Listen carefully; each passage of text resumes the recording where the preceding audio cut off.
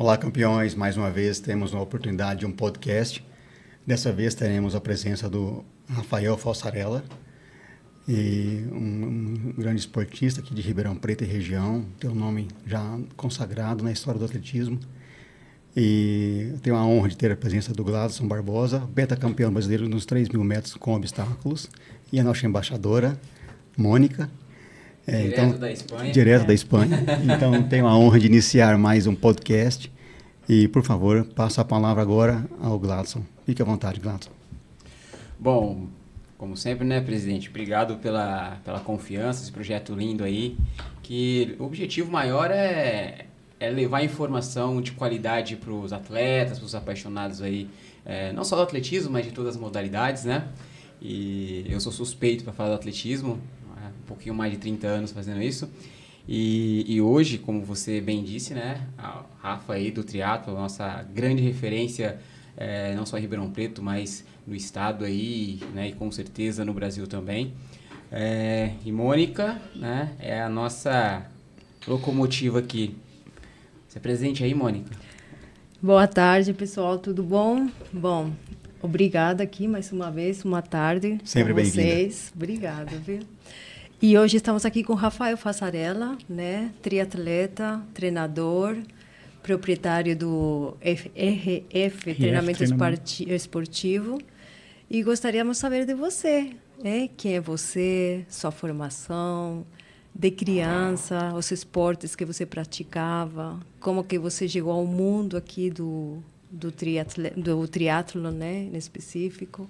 Então, por favor, bem-vindo e obrigada, viu? Obrigado, eu que agradeço pelo convite, dar os parabéns aí pelo projeto, Obrigado, muito bacana atenção. a ideia e uma honra, né, estar aqui com vocês, né, tanta gente, o Gladson, aí muita referência, a Mônica, todo mundo aqui com uma carreira de corredor principalmente, né, então obrigado pelo convite mais uma vez e vamos lá, contar um pouquinho aí do que a gente já trilhou essa vida toda aí do esporte. Rafa, você sempre praticou esporte? Sempre. Eu sempre fui, desde criança, isso, assim, depois fazendo a autoanálise, né? Onde eu comecei, o que eu fiz, né? Então, eu sempre fui uma criança, acho que agitada e sempre procurei, sempre me enfiei em alguma modalidade, né? Aí começa no futebol e aí você vai experimentando, né? Na escola, e joga futebol e aí começa a andar de bike. Então, eu sempre tive envolvido com alguma modalidade, desde moleque, adolescente, aí comecei as competições e não parei mais. De corrida? Foram as primeiras ou não? Não, a corrida foi uma das últimas, assim, né? Aliás, a corrida que me levou para o triatlo, né? Legal. Porque eu venho do ciclismo, né? O ciclismo foi uma modalidade que eu comecei desde moleque e continuei na faculdade, eu conheci amigos, fiz amizades que pedalavam também, então foi o esporte que eu mais consegui dar sequência, assim, né? Falando de treinamento, em competição. E aí eu sabia nadar um pouco, né? Não vamos dizer que eu sabia. Tinha aquela coisa de criança, né? De ter nadado como criança. E aí quando eu comecei a fazer estágio, né? Já estava fazendo educação física. E comecei a trabalhar numa academia onde tinham corredores, né? Os proprietários eram corredores. E aí comecei a me envolver com o mundo da corrida, né? Ia nos grupos de corrida, ajudar. E aí foi dali que eu comecei a correr também e falei, bom, eu já pedalo, eu sei nadar um pouquinho, então comecei a correr, eu vou fazer triatlo, que é um negócio que eu sempre tive vontade de experimentar. E aí comecei a fazer triatlo e a corrida junto, então ficou bem equalizado ali a corrida e o triatlo. Qual que foi sua primeira competição? Que ano, que idade você tinha? Minha primeira prova de triatlo foi em 2000 e... Vixe, isso entrega a idade, né? 2008. 2008 foi a minha primeira competição de triatlo, que foi em Pirassununga. Legal. Tinha uma prova famosa que era o long distance. E aí no sábado tinha uma prova que é o sprint, né? Que é uma distância mais curta. E foi lá que eu estreiei, em 2008. Ótimo. E continuou? Continuei. E a assessoria? A empresa? Você abriu depois? Abri, como que foi? Porque aí eu trabalhava na academia, era personal, e comecei a trabalhar muito com a corrida, comecei a fazer provas de corrida também, ultramaratona, fui fazer várias provas, né? Maratona, meia. E aí trabalhando, competindo, aí depois fui pro triatlo, e aí o pessoal começou a me procurar para montar os treinos, né? Dentro da academia eu já fazia esse acompanhamento da corrida. Legal. Então, eu já tinha os meus atletas. E aí, foi tomando uma proporção no triatlon. E aí, aos pouquinhos, eu fui montando a assessoria. Rafa, você tem aqui em Ribeirão Preto, você tem em São Paulo um grupo também, e no Rio também ou não? Os treinos presenciais hoje a gente tem em Ribeirão e São Paulo, capital. Mas a gente tem atleta no Rio, na região aqui de Ribeirão, fora do país também, a gente atende à distância. Quais que são as modalidades? Tem o olímpico, meio, iron... Tem o sprint, que é o short, aí o olímpico, que é o standard, e aí o meio 70.3, que é a distância meio Ironman, o Ironman, né, dentro do triatlon. E a gente trabalha com ciclismo também, corredores, às vezes nadadores. Então, a gente faz esse trabalho individualizado também. Não é só triatleta, tem também, né, sim, corredor, sim, nadador. sim. Né? Muitos corredores. Hoje, a assessoria, acho que a maior parte dos atletas são corredores. Certo. E onde que surgiu o triatlon no mundo? No mundo? Falam que é Havaí, fala que é San no Diego. Havaí, no Havaí surgiu o Ironman, né? Aham. San Diego foi onde começou isso lá atrás, que eles começaram a criar as provas de triatlo, mas o desafio mesmo do Ironman surgiu no Havaí, né? Foi uma brincadeira ali entre o nadador, o ciclista e o corredor. Então, o Ironman mesmo que veio do Havaí, né? Certo. Mas o triatlon, o berço, né, do triatlon, diz as histórias aí que... Falam que é na França. A europeia vai puxar. Fala que na cada França... um puxa uma sardinha ali, né? Praticar os 3 esportes, quando, né? Quando o filho nasce, não é de ninguém. Mas na hora que começa a fazer sucesso, é que todo mundo quer ser o pai, né? Fica fácil achar quem é o pai, né? Então, mas assim, eu fico... Bom, o Brasil não existe uma política pública nem privada do esporte. O esporte é feito por abnegados, apaixonados, que vai acreditando e de repente o negócio acontece, né? Não sei se é mais ou menos assim o seu caso, mas uma curiosidade que eu tenho é triatlon em Ribeirão Preto, né? Porque assim, Ribeirão Preto não tem uma tradição. E hoje, Rafael Falsarella, bom, eu fiquei alguns anos em São Paulo, lá tinha, na equipe que eu treinava, tinha uma equipe muito forte de triatlon, né? E seu nome era sempre muito citado lá, né? E assim, o porquê assim, de triatlo em Ribeirão Preto, porque você sabia que seria um desafio gigantesco, sim, né, sim. difundir essa cultura aqui. O que te levou assim, falar, não, eu vou partir... Porque a zona de conforto seria, de repente, a corrida, né? Todo mundo corria. O que te levou? Você fala, não, vou pro triatlon treinar o pessoal, assim. É interessante. Eu tive, acho que, curiosidade, porque eu comecei a ver. Na época, não tinha YouTube, né? Não tinha, era revista, era alguma coisa, algum canal que a gente via alguma coisa, e aí você já ouvia falar de Ironman. E já tinha Ribeirão, que agora é uma outra geração, né? Mas nós tivemos uma geração aqui muito forte do triatlo, com atletas... da época que o Brasil era, tipo, o auge com o Leandro Macedo, com os atletas nas Olimpíadas. Então, Ribeirão teve um pessoal muito forte, né, da história do triatlo. E alguns eu conhecia, conheço, né, e já acompanhava eles treinando. E aí tem muito amigo meu, João Arthur, que fazia Ironman já. E eu via aqueles caras treinando, eu falava, não, eu quero fazer esse negócio também, né? Você quer fazer o desafio ali, né?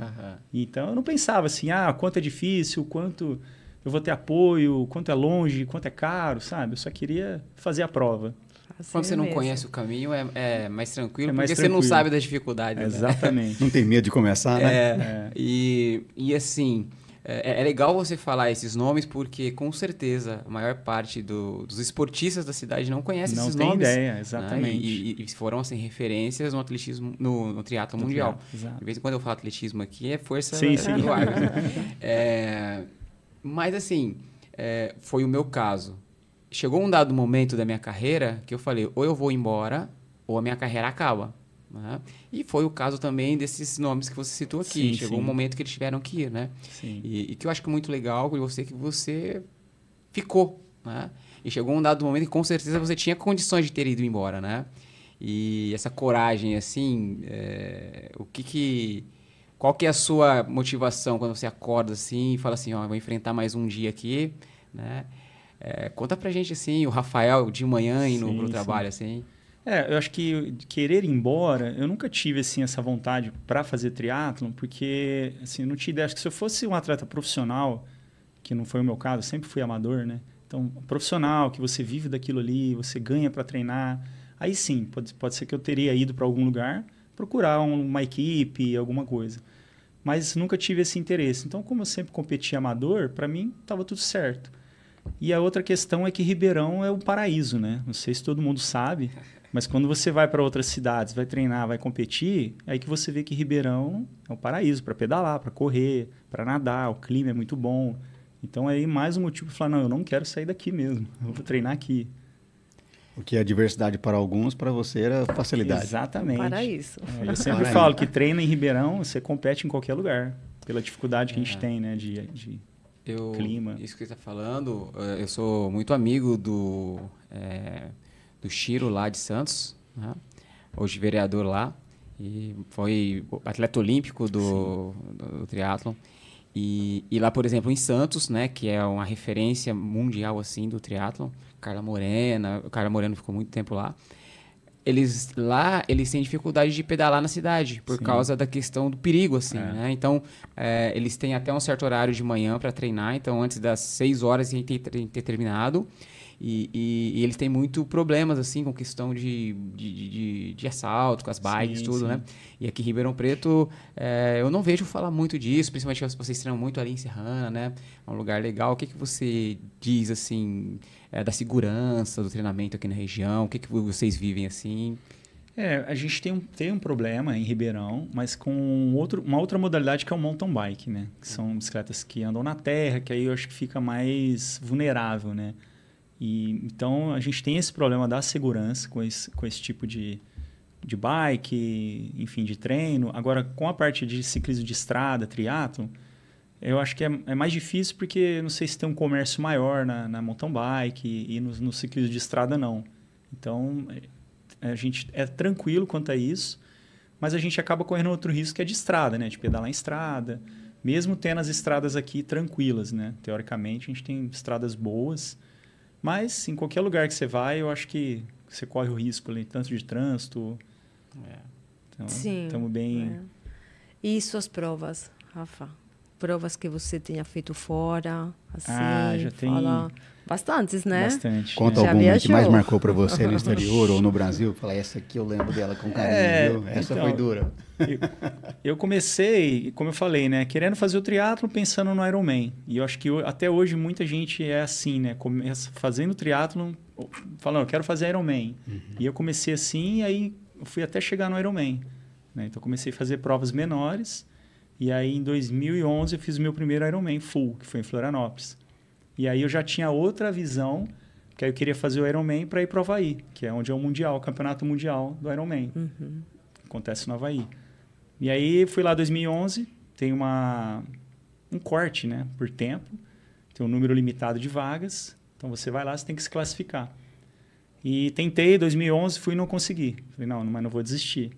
E aí, em 2012, fui de novo, né, foi minha segunda participação no Ironman, e aí já consegui a vaga. Então, na minha segunda prova, já consegui a vaga. E aí fui disputar meu primeiro mundial. Legal. E de lá não parei mais, né? Aí fui fazendo mais Ironman, mais meio Ironman. E, assim, Da região, Rafa, quais são as provas assim que seus atletas ou você, aqui perto, né? Do triatlon? Do triatlon. Essa prova de Pirassununga é bem famosa. Então, é uma prova bem legal, que é na Academia da Força Aérea. Isso. Então, é uma prova tradicional, que a gente faz bastante. E a prova em São Carlos, que é o GP Extreme, né? Que é uma prova que tem uma dificuldade bem grande enquanto a clima, elevação, que é uma prova bem famosa também. Lá, no Dama. Isso. Então, e o Santos? Em Santos tem também? Sim, Santos tem também o Troféu Brasil, o Internacional de Santos. São provas famosas, tradicionais também. Perfeito. E aqui nunca teve, né? Ribeirão? Em Ribeirão. Nessa época, lá atrás, tinha no Regatas. Então, era uma outra cidade, né? Não tinha tanto trânsito. Então, eu não peguei essa fase, mas sei das histórias. E o pessoal competia no Regatas. Legal, né? Legal. Bom, você citou aí, né, a sua participação no Mundial Kona, né? Sim. Isso. E eu via também lá no Pinheiros o pessoal sempre treinando bastante, né? Tinha uma querida amiga lá, a Ariane, ganhou Floripa, né? Então, assim, conta rapidamente pra gente como que foi competir em Kona, assim, Havaí, né? Coisa legal. Fala um pouquinho pra gente dessa experiência aí, se puder, né? Claro. Claro. O Havaí foi minha primeira né, pro meu primeiro mundial, né? Não foi a primeira prova fora, mas assim, a primeira grande prova fora. Então eu cheguei lá e é tudo um sonho, né? Porque é um negócio que você só vê na televisão, num vídeo. E aí você chega lá, de repente você está no lugar, né? Aí você... Então a primeira vez que eu competi lá foi tudo muito isso, assim. Eu não conseguia, sabe? Só ficava olhando os lugares ali e tal. E não pensava em desempenho, né? Então a primeira vez foi mais deslumbrado mesmo com o lugar, com a prova, do que pensar em desempenho. Duvido. Com certeza. Até porque é um lugar muito difícil, né? Mas aí ficou aquele gostinho de querer voltar para performar, né? Que aí foi certo. O que eu fiz. Você participou quantas participações em Kona? 2 vezes. 2 vezes. Estive lá 4 vezes, mas 2 vezes como atleta e 2 vezes como treinador. Legal. Nossa, sensacional. Eu quando garoto, né, tinha o sonho de participar do Troféu Brasil. Aí quando eu participei, né, foi a mesma coisa. Chega lá, tudo é muito grandioso, né? Mas depois que você entra, você vai embora para casa e fala, não, agora vamos treinar, porque agora vamos voltar para competir. Né? Exato. E foi a mesma coisa no 70.3, né? Que é o meio Ironman, a distância. Eu fui minha primeira vez foi em 2013, e eu vi aquilo também e falei, nossa, eu quero competir para tentar um pódio aqui, né? Aí foi onde eu comecei a olhar as provas lá fora como falar, não, eu quero buscar a performance máxima, né? E fui escalando até conseguir, né? Legal. O atleta, ele tem que... Aquela chama, o sonho, né? Eu tinha uma estratégia comigo, quando eu tinha aquele adversário que estava pertinho e nunca eu conseguia. Eu morava em República, em São Paulo, e eu colava a foto dele de baixo, porque eu dormia embaixo na beliche. Foto dele aqui de baixo. E todo dia que eu ia dormir... ou eu acordava, eu via ele, né? E falava, eu vou treinar porque o cara tá treinando. Então a gente não tem que ter esse algo maior e nunca pode deixar de sonhar, né? Lógico. E o que é legal, que depois que você realiza um sonho, eu vejo como uma montanha, né? É dali que você vê uma montanha maior. Né? E aí a resiliência de descer, descansar e começar tudo de novo. Então é legal. E eu vejo hoje, né, o seu trabalho, né? Um trabalho que é admirável, né? Quem não admira é porque inveja, né? E a inveja é uma forma de admiração também, né? Então, hoje você... eu vi um evento seu, né, há poucos dias. Um training camp. Isso, um training camp. Também é uma coisa bem comum aqui no Brasil, na verdade, né? Ou se tem, a gente sabe muito pouco, assim. Você poderia falar um pouco pra gente, claro. Né? Que é uma coisa muito bonita, a gente vimos assim pelo Instagram. É um training camp que eu faço todo carnaval, né? E esse ano foi a 8ª edição. E Ribeirão tem uma tradição muito grande de ciclismo, né? Então tem muito ciclista bom aqui, né? Ribeirão e região, né? E lá atrás a gente tinha um evento, uma brincadeira, na verdade, que chamava Tour do Carnaval, que eram 4 dias de competição entre amigos, né? E aí o pessoal do triatlon já me pediu, Rafa, põe natação também, põe corrida. E aí eu comecei a fazer isso, né? De uma forma ali informal, a gente combinava os treinos e aquilo foi tomando uma proporção também. E aí começaram a ter eventos desse tipo no Brasil, né? De outras assessorias. Eu falei, então vamos trazer o Training Camp para cá também. Legal. E comecei a fazer e assim... Tem aulas, tem parte técnica, tem, né? Então sempre no carnaval, os 4 dias ali a gente faz a parte teórica, a parte de natação em represa, piscina, teoria, palestra. E esse ano foi a nossa maior edição, nós tivemos com 100 atletas. Legal. Bem gente de fora, né? Sim, a maioria de fora, né? Acho que 60% era de fora, pessoal do Brasil inteiro. E o que trouxe os estrangeiros para Ribeirão para fazer o training camp e os brasileiros tiveram a oportunidade e não foram? Porque, assim, eu vejo pelo meu pessoal, né, da nossa equipe, eles já estão acostumados a treinar aqui, né? E o pessoal de fora fica olhando, eles têm vontade, até pela cidade, que é muito legal, né? Então, o pessoal tem vontade e eles acabam vindo para conhecer também, né? Passeiam, né? Treina, exato, cidade boa. Carnaval, vem tirar férias em Ribeirão, né? Tá certo. Fala um pouco sobre a evolução dos equipamentos ao longo desses últimos anos, que você teve a experiência de usar um equipamento um pouco antigo para os tempos atuais, mas para aquela época seria uma coisa extraordinária. E hoje em dia tem bicicletas com materiais extremamente resistentes, leves, e que isso é muito importante para quem busca desempenho, obviamente. Sim. A tecnologia, né, não só dos materiais, né, mas da ciência mesmo, né, de treinos e nutrição Isso evoluiu demais, né? Em pouco tempo. Né? Quando eu comecei, estamos falando de 15 anos atrás, não tinha tanta assim, informação, né? E eu peguei ainda esse pessoal que veio de antes, assim, com materiais quase que assim, básicos. Com aquela ideia. Uma bicicleta de alumínio, exatamente. Eu peguei essa fase, né? E aí eu comecei, aí já tinham as bicicletas de carbono, mas a gente não tinha informação de nutrição, como a gente tem hoje, né? Acesso. Suplementação hoje nada, não né? Era muito pouco, né? E ainda mais para endurance, né? Era tudo muito da maromba ali, né? Dos bodybuilder. Uhum. E então a gente veio meio que desbravando isso também, né? Eu falo porque eu sempre gostei, sempre discuti, sempre pesquisei, então tentava colaborar de alguma forma e testando também, né? Eu sempre fui eu mesmo meu cobaia, né? Ótimo. Então, tanto a tecnologia das bicicletas quanto essa parte, assim, a evolução foi gigantesca, né? E hoje os tempos estão sendo quebrados cada vez mais por conta desses equipamentos, né? As bicicletas estão mais aerodinâmicas, mais leves, as rodas, componentes eletrônicos, hidráulicos. Então, tem quase que uma telemetria numa bicicleta hoje, né? E aí, só quebra de recorde, né? De vez em quando tem motor elétrico também nas bicicletas, né? Tem. Os malvados que colocam o motorzinho lá para girar. Dick vigarista. O Dick vigarista. Porque para natação e corrida, nem tanto, mas para bike, realmente, precisa ter uma... Natação também, porque tem as roupas de neoprene, que estão cada vez mais tecnológicas, com flutuabilidade, parte de flexibilidade dos ombros. E na corrida também, né? Com os tênis, com placa de carbono, então... Eu sempre fico ouvindo as histórias, né, dos esportes que eu não conheço. Eu gosto de tudo quanto é esporte. Mesmo que eu não entenda, eu fico assistindo. E uma vez eu ouvi uma história, aí agora tem uma referência para perguntar, né? Eles dizem o seguinte, na bike, por exemplo, se você treina com a bike adequada para você e tudo, mas uma bicicleta menos tecnológica, né? E quando estiver próximo da prova, aí você usa essas mais leves, com a tecnologia mais avançada toda, isso gera alguma diferença no resultado? E no seguinte paralelo, se você treina sempre com aquela bike que você vai competir, né? Esse é o ideal? Como treinador, assim, o que você pode dizer? Porque assim, eu sempre tive essa curiosidade, né? Sim. É mais ou menos, vamos pegar, fazer uma analogia dos tênis. Né? Se você ficar rodando com um tênis de placa de carbono, teoricamente você vai acostumar com ele e vai chegar na prova e você não vai sentir a diferença. Né? E agora você treina com um tênis sem placa, um tênis, vamos dizer, convencional. Sim. Na hora que você botar ele no pé, você fala, opa, meu pace baixou.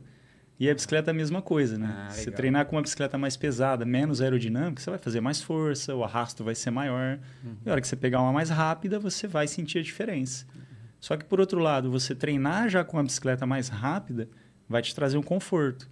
E aí você consegue aplicar mais força, você consegue desempenhar melhor nos treinos. Entendi. Então, tem essa parte também que é diferente do tênis, né? O tênis ele vai vamos dizer, forçar um pouquinho mais ali, né? Ser um pouquinho mais agressivo ali nos treinos. A bicicleta não, ela vai ser mais confortável. Eu já fiquei preocupada, né? Meu marido treina com você, o fato dele falar, vou comprar uma bike para treinar e outra para competir. Então. Aí tem mais esse detalhe, né? Não dá certo. Ter não gostei.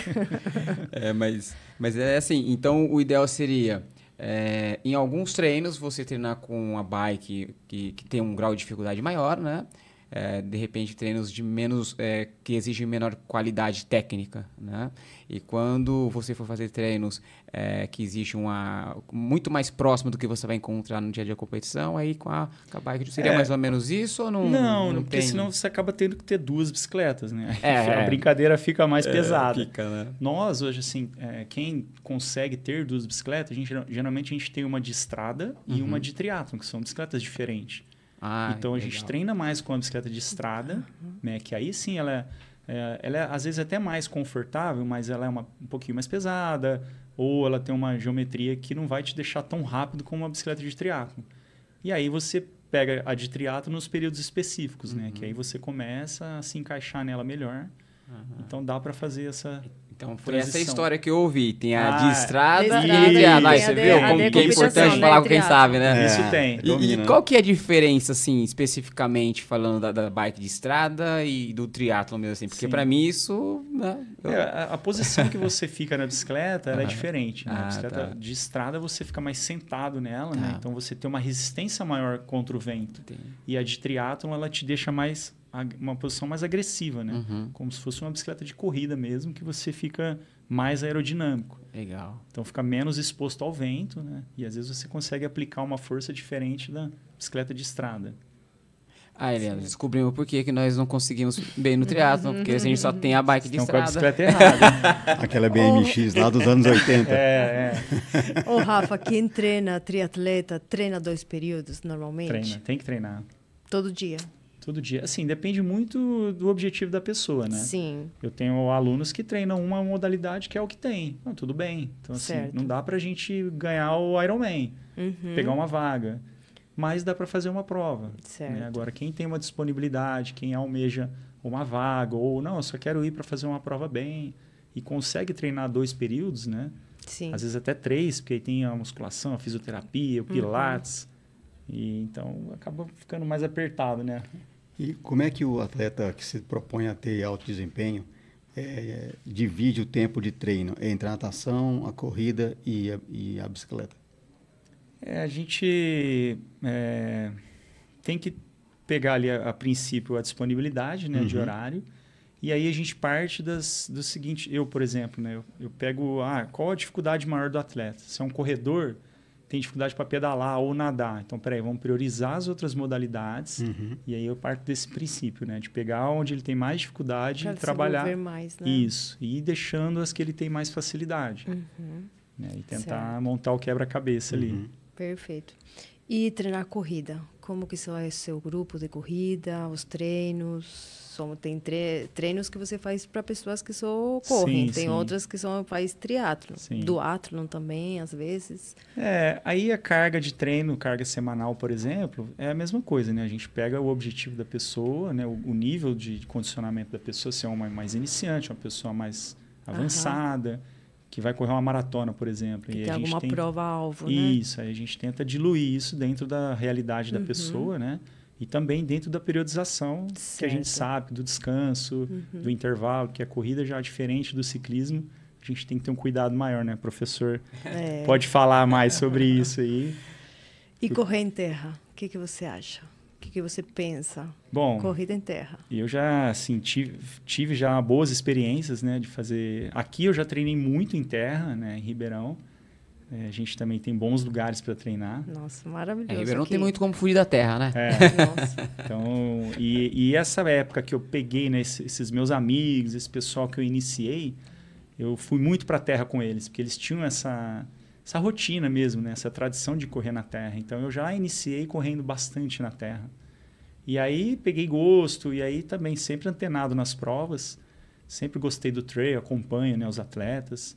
E já treinei, já competi, gosto. Pretendo fazer provas ainda esse ano. Perfeito. Nós temos nosso primeiro cross, né? Você está... Dia 30 de março próximo. As inscrições já estão abertas. Não prometo que estarei correndo. Eu falei para a Mônica. Isso. Estou com um objetivo grande aí, mas estarei lá prestigiando com certeza. Vai correr Boston? Vou correr Boston esse ano. E é bem pertinho ali, né? Perfeito. Bem e como estão seus treinos? Estão treinador. Bem. Esse começo de ano para mim é sempre apertado, assim, por conta até do training camp. Certo. E aí, no final do ano, eu tive um probleminha com lesão, coisa que eu não tinha, assim, né? Mas a idade chega e a gente começa a ter novidades. E aí eu vim tratando, então agora que eu consegui encaixar bons treinos e está fluindo. Estou animado. Perfeito. O Gladson, na qualidade de professor, ele nos orienta a treinar no início do ano na terra, inclusive. Sim. E no ciclismo também tem isso? Treinar na terra? Para depois entrar no asfalto? Não é todo mundo que consegue, né? Por exemplo, uma mountain bike não é todo mundo que tem, né? Eu falo um triatleta, um ciclista. Eu gosto, eu consigo fazer esse tipo de treino. Hoje mesmo eu pedalei na terra. Então eu gosto muito de mesclar. Igual a corrida, né? De fazer um trabalho de base, principalmente ali na terra. Trabalhar mais técnica, força. Eu gosto de fazer isso na bike também. Então, Legal. Quem tem condição, quem tem um quintal igual ao nosso aqui, é perfeito. esse raciocínio de treinar na terra para quem corre também é o mesmo para quem treina ciclismo? Porque é um trabalho de força diferente e de técnica, né? Coordenação, né? Porque na corrida vocês, né, estão correndo aí, já devem ter percebido, na corrida do trail, do cross country, né? Você não tem só o trabalho de velocidade, de ritmo, mas você tem o trabalho técnico, né? E aquela coisa de velocidade, de onde você vai pisar e onde você tem que estar olhando, né? Onde você vai correr ali. Que o foco, né? Eu não imaginava que na bike também tinha essa transição do período preparatório geral. Mas no final são todos seres humanos, né? E corpos sendo treinados. Então, basicamente, o princípio é o mesmo, né? Quanto maior o desequilíbrio, maior a adaptação. É isso aí. Né? Ficou uma perguntinha aqui, né? Eu sempre gosto de tocar um pouco nesse ponto, porque o triatlo é um esporte que desde o seu início, para quem começa, é um esporte relativamente com valor agregado alto para você praticar, né? Hoje, dentro do que você vê a nível de país, né? Como que está, assim, minimamente o acesso, às vezes, de pessoas que, às vezes, têm o desejo de participar, mas, às vezes, não têm a condição? Você sabe se existe algum programa do governo, alguma coisa que, de repente, incentiva, ou do próprio Confederação de Triatlo, alguma coisa? Infelizmente, não. Não. Como tudo aí. O triatlon é um esporte caro, acaba sendo um esporte elitizado por conta dos equipamentos e das provas, porque as provas têm a mesma dificuldade de não conseguir patrocinador, de precisar de uma grande estrutura de água, de trânsito, né? Então tem uma grande estrutura envolvida e muitas das vezes não tem apoio. Então, ele precisa cobrar um valor agregado maior para conseguir bancar essa prova. Para acontecer, né? Com segurança. Exatamente. E aí, como virou um esporte mais elitizado, com essa questão do Ironman, de viagens, ele acaba tirando, né? Acho que inibindo muita gente de ter acesso, né, ao triatlon. E hoje a gente tem um programa no Brasil, que é até recém-chegado em Ribeirão, que é do Juraci Moreira, está na Secretaria de Esportes, né, que é um triatlon para crianças. Legal. E esse é o 26º núcleo dele no Brasil. Ele falou que até esse final de ano, acho que ele quer chegar a 31 ou 35 núcleos. Que bom. E é o único programa que eu conheço. Óbvio, deve ter mais, né? Mas do governo, da confederação, não me recordo. Assim, é mais um cara que foi lá, que é ex-atleta, que gosta e está trabalhando, incentivando a criançada. Legal. Eu pergunto isso porque o alto rendimento, né, corre no sangue aqui e eu quero ver sempre o esporte nacional forte. E a gente sabe que a massificação do esporte, né, quanto mais pessoas praticando, isso que eleva o nível competitivo, não só da elite, mas de todos os atletas, né?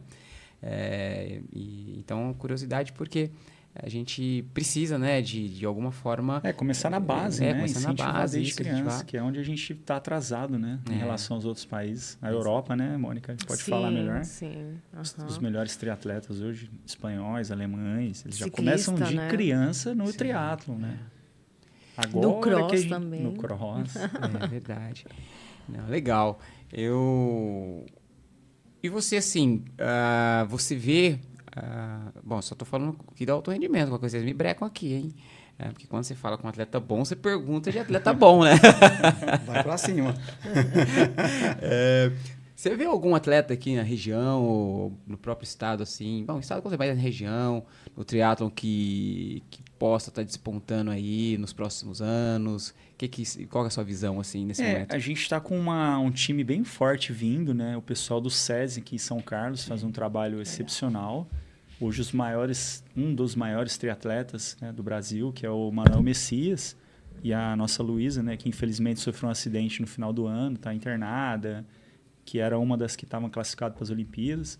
Mas esse trabalho todo é feito aqui no SESI, São Carlos. Né? E junto com eles vem uma nova geração de uma molecada que vem forte, né? Vem trabalhando forte. E é isso, molecada da região ou de outros lugares do país que vem para cá treinar. Eu sei que o Pinheiros também, né, tem um trabalho muito bacana lá com o Marcelo Ortiz, que é onde está o Miguel, as meninas também. Mas na região, acho que o trabalho mais alto rendimento é o pessoal do SESI mesmo. Em São Carlos. São Carlos tem a tradição ali, uns nomes fortes ali, sim, né? Sim. Reinaldo Colucci, Manuel Messias, então... Tá tudo aqui na região. Não, legal. Não, eu posso estar falando besteira, mas acho que a Carla é de lá também, né? Carla Moreno? Carla Moreno? Eu acho que é. Não lembro. Eu não me recordo, mas acho que ela é de São Carlos, eu acho. Bom, não sei. Ela mora muito tempo em Santos, né? Mas acho que ela é de São Carlos também. Não sei. Eu acho que é assim, mas enfim. Bom, e dentro da corrida, né? Como foi o Rafael Falsarella na corrida? Conta aí sua... Eu não sou um corredor como o Gladson, né? Mas tive bons resultados, né? Eu nunca fui um cara muito rápido. Isso aí é aquela autoanálise desde criança, né? Eu perdi em todas as corridas na escola. Nunca fui bom de fazer tiro de 100 metros. Mas pro Endurance eu me dei bem, né? Tenho bons tempos na maratona, tenho tempos bons em meia maratona. E no trail, acho que principalmente pela base que eu tenho no mountain bike, me deu uma técnica boa, uma capacidade ali de conseguir subir e descer. Legal. Então, tive bons resultados na corrida. E gosto também, né? Legal. E... Qual que é a sua corrida, a sua prova, assim? Meia, 42? É meia. Meia. É meia. Meia, né? Você disse que vai correr Boston logo. Me fala sobre... Você vai correr a Six Majors? Já correu? Não. Falta alguma? Não, é a primeira Major. É, a primeira. Muito bom. Eu acompanho há muito tempo, né? Mas assim, eu sinceramente, quando eu comecei a ver a dificuldade, aquilo que virou a Major, né? De ter que entrar em sorteio, aquilo me tirou um pouco do tesão de fazer Major, né? E aí, ou agora que eu tô começando a olhar mais, né? Que falei, acho que vamos lá, eu sei que é difícil, mas vamos tentar.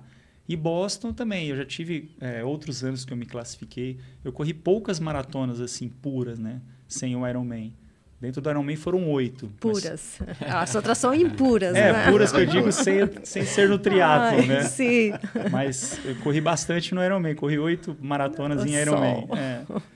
E aí eu tive já as que eu corri, né? Consegui o índice, mas eu nunca fui atrás. E aí o ano passado eu estava assistindo a prova de Boston, que tinha uma aluna minha correndo, tinham amigos correndo, e eu fiquei vendo a prova. E eu achei tão legal, falei, nossa, agora eu quero fazer. Legal. Aí falei, vou ver a prova, vamos tentar classificar e vou tentar o ano que vem, e deu certo. Como que você encara uma maratona depois de nadar quanto? 3.800 e pedalar 180. E aí encara por isso que é pura e impura mesmo.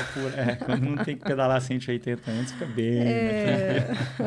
Muito Pior que bom. não, viu? Pior que não. Eu acho bem mais difícil a maratona pura do que no Ironman. Já vai aquecido, já entra. Você faz muita força, flow, né? Então, o sofrimento é maior. Qual foi a prova que você fez para se qualificar para Boston dessa vez? E fala um pouco sobre ela. Legal. E a sua preparação para correr em Boston. Legal. É uma prova no Chile, não sei se vocês conhecem, mas eu recomendo. Maratona do Chile. Legal. Foi a minha segunda participação lá. Eu fiz 2 meias e 2 maratonas lá já. E aí eu queria viajar com a minha irmã e com a minha mãe, né? Falei, então vamos fazer essa viagem e vamos fazer essa prova. Elas toparam. Aí eu fui correr a prova, né? Pela segunda vez. E consegui o índice lá. Tava frio? Não, tava gostoso. É muito seco, né? Lá é muito nessa seco. época é muito seco lá. Mas eu já corri a meia maratona lá em Santiago. Correu? Corri. Então você conhece bem. Faltou água. Foi terrível. Água falta, mas vinho não. Vinho não falta. Vinho não falta. Mas não tinha Essa vinho é uma observação. Leve água. Leve água e prepare-se para secura. É muito seco. No dia que eu corri, estava calor e muito seco. E faltou água. Tem esse problema mesmo. No finalzinho, eu tive que abortar a minha ideia, que eu fui de quebrar meu recorde pessoal, e tive que trotar no final.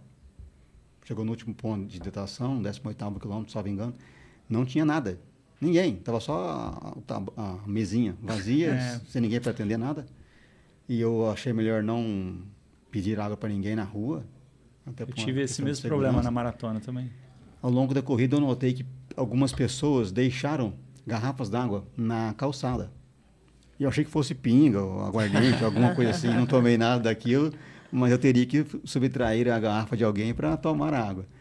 Então, se eu puder dar uma dica para quem vai correr em Santiago, providencie água por conta própria, dê um jeito, Coloque garrafas ao longo do percurso. Okay. Leve alguma coisa junto ao corpo para se hidratar. Uma garrafinha de silicone. Algo que seja útil e já treinado em relação a isso. Quem sabe um suporte para colocar água, né? Uhum. E aí, como é que foi o seu resultado lá em Santiago? Qual que era o que você esperava? Não foi. Eu queria ir para bater meu tempo, né? Da primeira vez. E menos treinado do que da outra vez. E também tive esse problema com a hidratação. O primeiro ponto de água lá, se eu não me engano, é no quilômetro 12, cara. Então, você toma um gel, a sua boca já está seca, né? Nossa, você não vê a hora de pegar um copo d'água. E aí, pro final, aconteceu isso também. Assim, eu senti muita falta de água, né? Uhum. E aí, também, senti bastante no final. Não consegui bater meu tempo, mas eu falei, bom, pelo menos eu tenho que entrar no corte ali para não... Com folga, né? Já imaginando que o corte, o índice de Boston ia baixar um pouco. E baixou bem, né? Baixou 5 minutos. Uhum. Mas foi pro plano B, que era tentar o índice ali, né? Uhum. E deu certo. Tá certo. Muito bom. E ao bom. se inscrever para Boston, você usou o resultado de Santiago? Usei. Obviamente. Qual o intervalo de tempo entre Santiago e Boston? 1 ano, né? Foi 1 ano, porque foi quase abril. 1 ano. Foi maio, né? Foi maio de 2023 e agora Boston em abril de 24. Qual o tempo limite entre a corrida de referência para fazer a inscrição para Boston?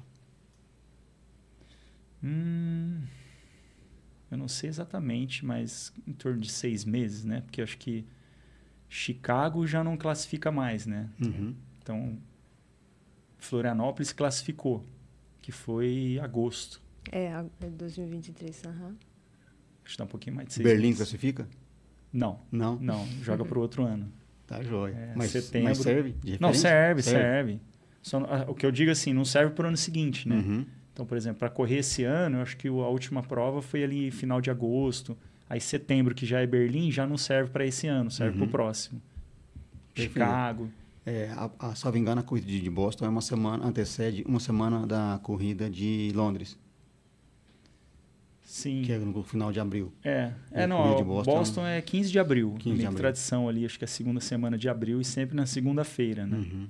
Agora, eu não sei se essa conta de Londres sempre é a mesma, ali de uma semana. Eu corri em Londres 2023, a corrida foi dia 23 de abril, e me recordo de algumas pessoas com a medalha de Boston e a camiseta. Pensei, mas há uma semana correu Boston, já está aqui correndo Londres, não deu nem tempo de descansar, né? Já está... Sim, corre as duas, né? Correu as duas, né? Parabéns, né? Parabéns. Isso aí. Existe o atleta, existe o desportista, né? Exato. O desportista, ele pode correr uma maratona por dia, se ele quiser, sem compromisso e tal. Né? Quando você vai para competir mesmo, uma semana é diferente. Pouco. Eu nem perguntei, né? Qual seria o tempo que ele teria feito lá em Boston e o que estava almejando para correr em Londres. Em Londres. Mas maravilhoso. Já correu em Londres? Não. Alguma vez, não? Não corri. Excelente. Não conheço Londres. Que provas tem feito na Europa, Rafa? Fiz de triatlon, né? Sim. Competi na França, acho que 3 vezes já. Competi na Itália. Fiz bastante provas lá. Perfeito. São diferentes? São diferentes. São. Quais que são as diferenças? Aquelas... algumas o grau de dificuldade, né, de elevação na França, principalmente, né, muita montanha, frio, né, já passei muito frio lá.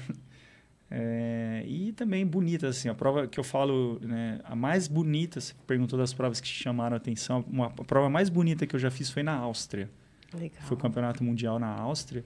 Foi o lugar mais bonito que eu já fui, assim, que eu tava competindo e olhando, assim, parecia que eu tava num cenário, assim, num quadro. Então, chama muita atenção esses lugares, né? Tanto. E nadou onde lá? Nadamos num lago que é de gelo, né? Das montanhas. Uau, água bem gelada. Então, por isso. E não era, não era. Não tava tão era frio. Verão, né? Então a água estava boa. A época do ano ajudou. Mas maravilhoso o lugar, né? Você olha no inverno agora, é a estação de esqui, as montanhas ficam todas encobertas de neve. Já esquiou, Rafa, ou não? Não, nunca. Não? Ótimo. Eu tenho curiosidade de saber o que pensa um Ironman durante a prova, porque 12 horas de prova, né? 11 horas. É. Por aí, né? Mais ou menos. E dá para pensar bastante coisa, né? Dá, O que passa na cabeça? No cachorro. Pensa na namorada, no marido, na esposa, no boleto. Aí você volta a pensar de novo. Aí você pensa no... O que eu estou fazendo aqui? Aí daqui a pouco você anima. Não, eu estou aqui, agora eu vou ganhar a prova. Aí daqui a pouco, não, eu quero ir embora. É muito tempo, né? E porque, assim, a minha especialidade era o 3.000 com obstáculos. E muitas pessoas me perguntam, nossa, deve ser horrível correr aquilo e tudo. Eu tinha momentos que eu estava assim tão preparado que partes da prova eu não lembro de ter passado por ela, né? Porque você entra meio que no automático assim. Quais são os momentos críticos assim? Porque para mim, por exemplo, o momento crítico para mim das provas era ali o primeiro terço.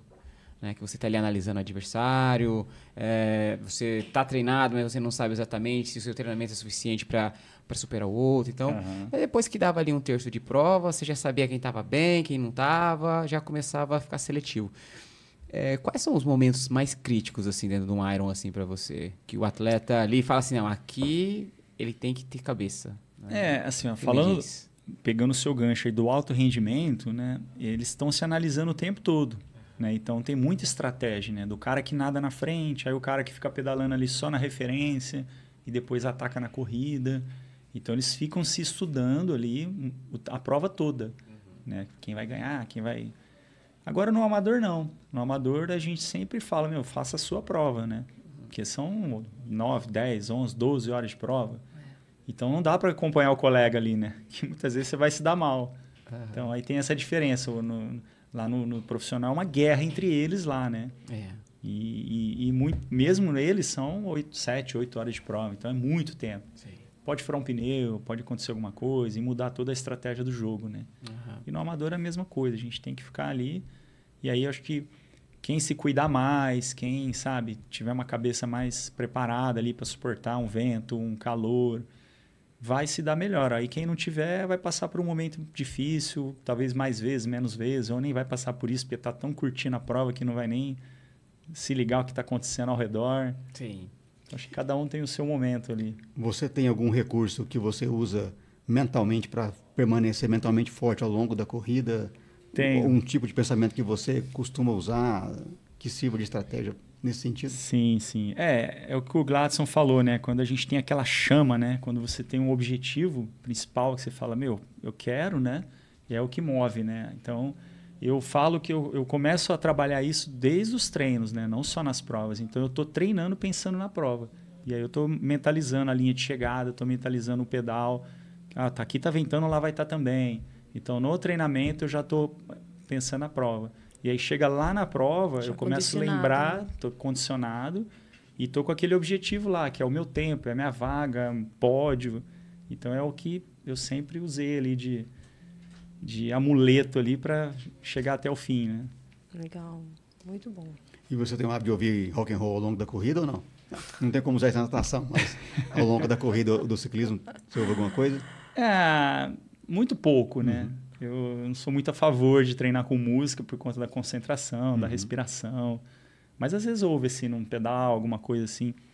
Tem até um foninho que é aquele que fica por fora do ouvido, né? Sim. Por segurança. Então, muito pouco assim, mas quando dá ali a gente põe uma musiquinha. Uma das maiores dificuldades, né? Acho que você vai ser familiar para você. Uma das maiores dificuldades que tem para ensinar para um atleta, seja atleta de alto rendimento ou amador, porque ele é apaixonado pelo esporte que ele faz, porque esporte é paixão. Se você não gostar, esquece. Dura muito pouco. Quem permanece é porque ama. Mas a parte mais difícil é fazer ele perder o medo do desconforto, né? O medo do desafio.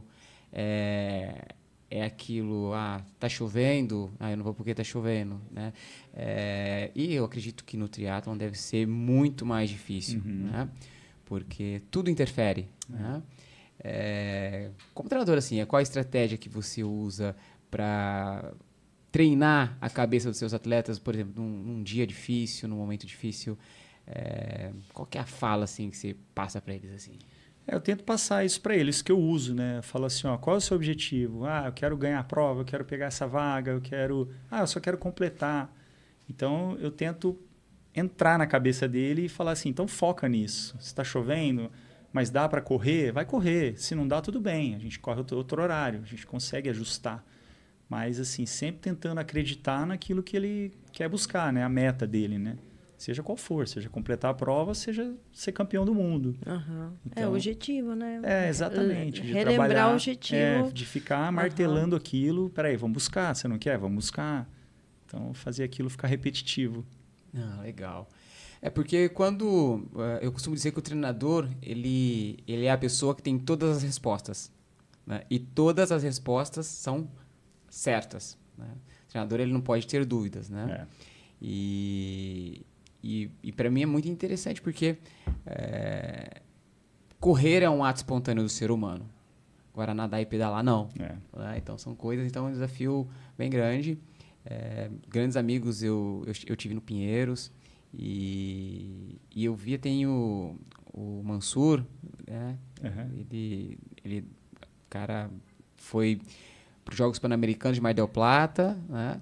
E hoje, com 50 anos, treina com os moleques lá. Corre até hoje. Meu, ele é juiz, né? Então tem uma carga pesadíssima de trabalho, mas ele estava às 6 horas da manhã no Pinheiros, treinava até 11 horas e saía correndo para trabalhar. E nós íamos treinar e ele vinha treinar com a gente, sabe?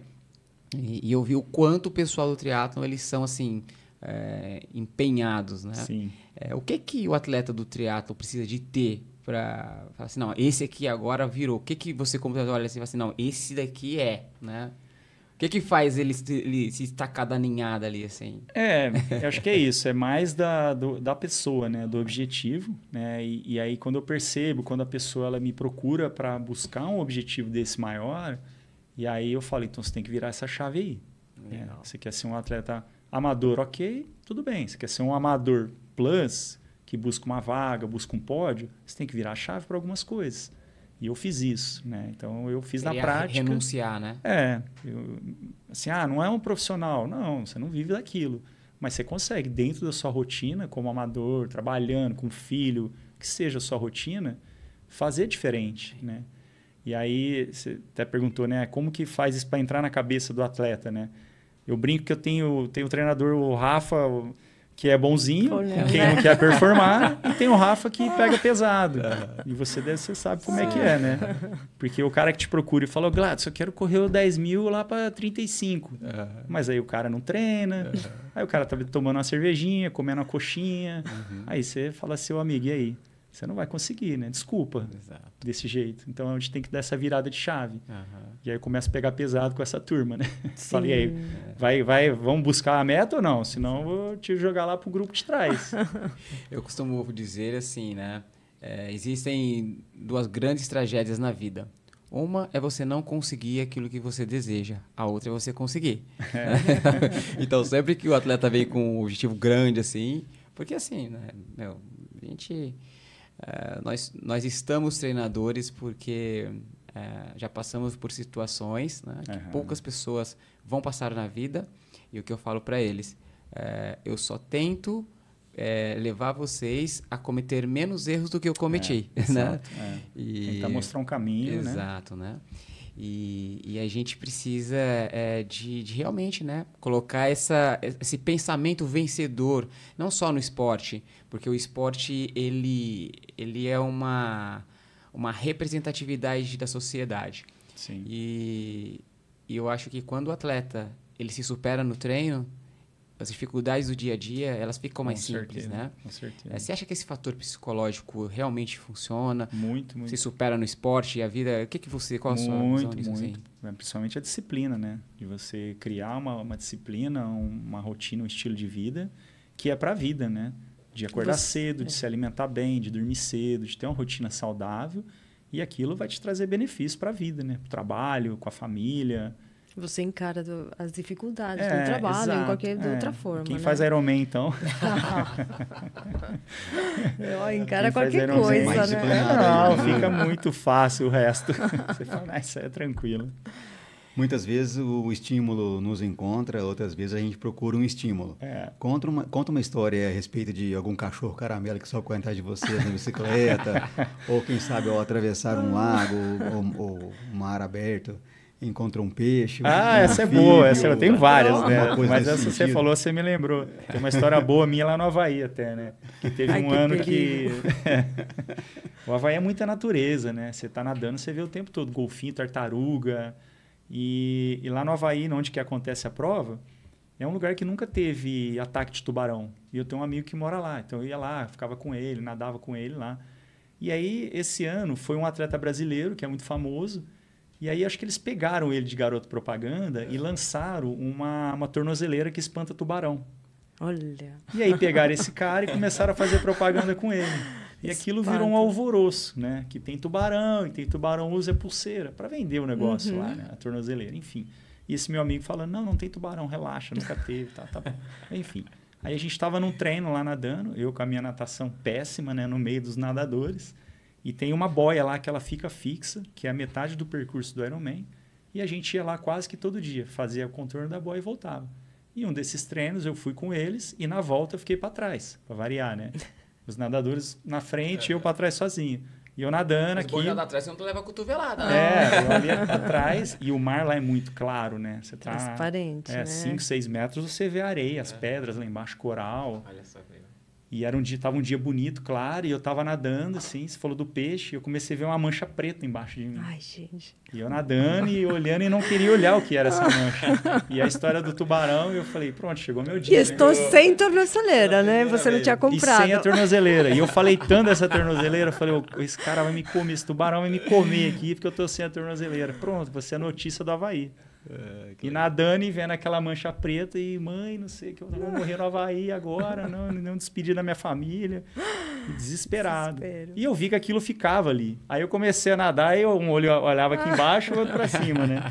E aí eu vi que era uma manta, uma raia, nadando perigoso. embaixo, assim. Nossa, ela foi me acompanhando e era gigantesca, assim. Eu lembro dela preta, com toda a pintinha branca nas costas, assim. E aí eu não sabia o que eu fazia, né? Se eu continuava nadando, se eu parava...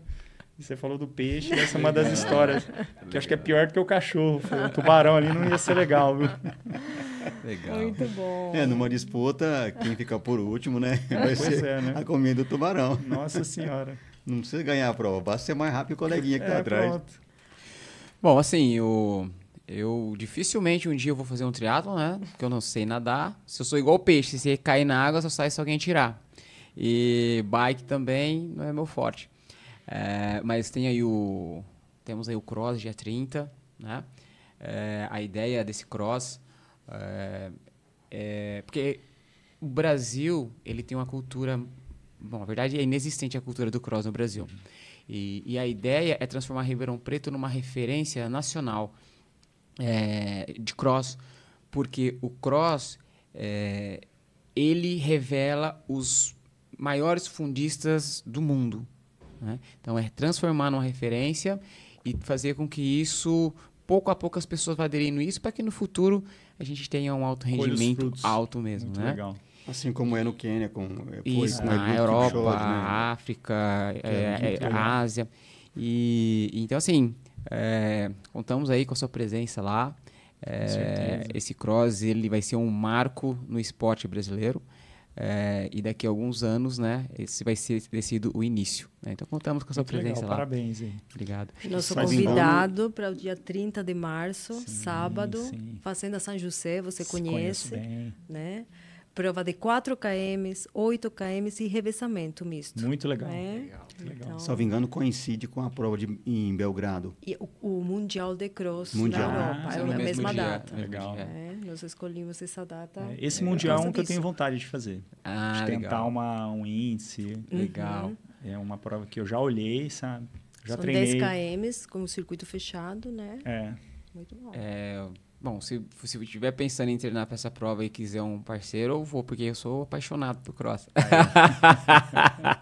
Mas legal. Você correu bastante cross já, né? Pouquinho. Bom, Lógico que no meu caso, competir como amador, né? Você tem que ir no profissional. não. Não vem com essa conversa, não. Não sabe brincar, né? É o problema. Não vem com essa de parceiro, não, que eu tô fora. Só nos treinos. Falando de parceiros, eu quero agradecer os patrocinadores, né? O patrocinador Master New Nutrition, né? Studio Run, o TAM, a Fazenda São José, a cerveja da Maratona também, né? Extreme Camisetas, da Flora, apoiadores, Vai Correndo, a Wizard, o Alex Bertoldi, Foco Radical, 220 volts, né? E agradecer a T-Brown também, Rafa, você, Gladson. Muito obrigada, viu? Eu que agradeço. E também agradecer aqui os patrocinadores nossos aqui do podcast, né? O 220 volts, Max Vibe, Carta 1, Café Utam. E vamos lá, muito obrigado, Rafa. Eu que agradeço. Sensacional. Ó, Boston, nós vamos ficar de olho. Sim. Mas antes estarei lá no Cross. Perfeito. Também quero a oportunidade para agradecer ao Joseph, que é responsável pela parte técnica da empresa Carta 1 e a técnica ali do nosso podcast. Muito obrigado mais uma vez por todos vocês. Valeu.